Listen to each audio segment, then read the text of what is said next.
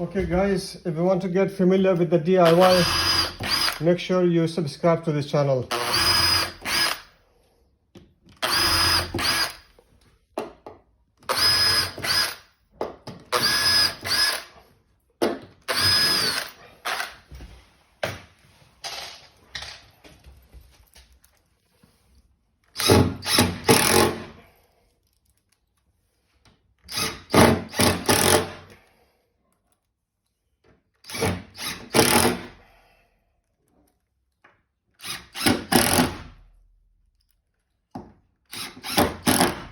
This is FD30 door.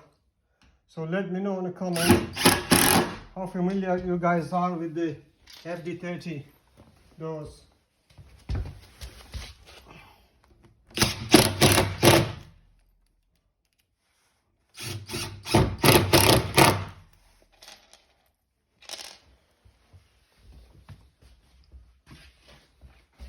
Let's check what it look like.